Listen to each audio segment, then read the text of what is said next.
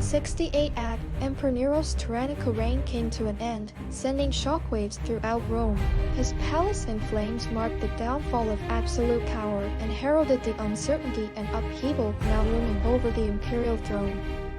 For the Senate, the critical task was to rebuild Roman governance in the wake of a fallen emperor.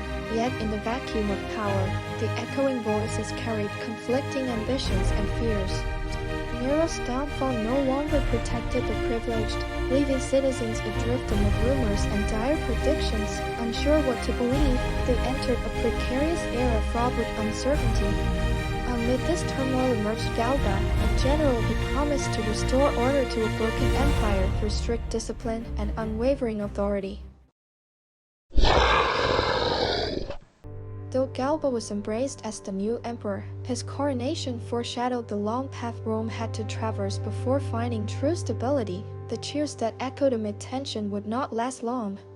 Galba's decision to reduce military bonuses alienated the troops, turning their lingering discontent into a powder keg poised to explode.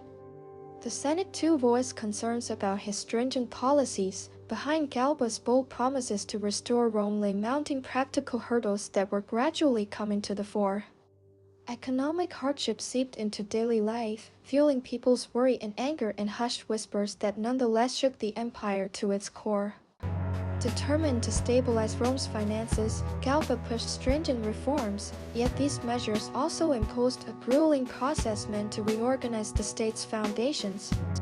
The Senate was divided. Some saw hope in reviving the lost order through Galba's tough administrative stance, while others feared this might signal the emergence of another despot.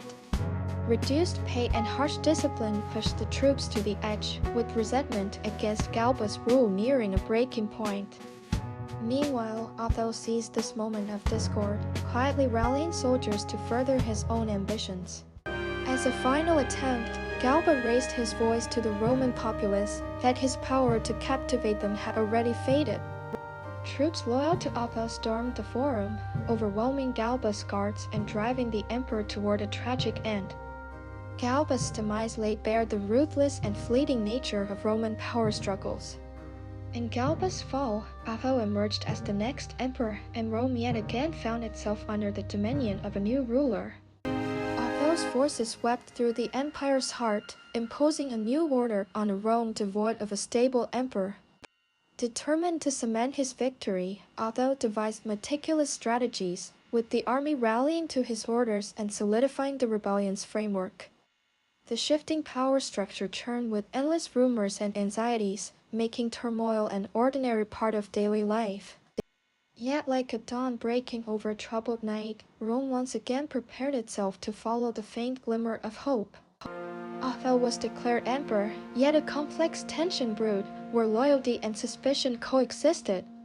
Within the palace, calls for urgent governance and swift reforms clashed with voices warning against reckless upheaval. Immersed in edicts that would determine Rome's fate, Otho worked through the night, drafting the empire's future. Amid a sunset painting the entire city in red, the dawn of a new rule emerged laboriously, leaving Galba's shadow behind. The Senate's response to Otho's rule fractured into conflict and division, with varied interests and frustrations continually stoking the embers of discord. Although they pledged loyalty to the new emperor, the army harbored the possibility of yet another betrayal. Daily survival had become entwined with fear. Citizens dreaded the possibility of another oppressive ruler, another civil war. Seeking to transform chaos into opportunity, Otho maneuvered behind the scenes to strengthen his own power. Despite outward appearances, Otho's path was anything but smooth. A decisive trial of his imperial authority loomed ahead. In this pivotal clash, Otho had to prove his leadership. Whether his reign was legitimate depended on the outcome of this battle. On the night before the battle, Otho re-examined his tactics, torn between doubt and resolve. Only victory would secure his position. Although Otho remained emperor after the fighting ceased, the cries of the injured echoing over the wreckage hinted at the arduous path that lay ahead.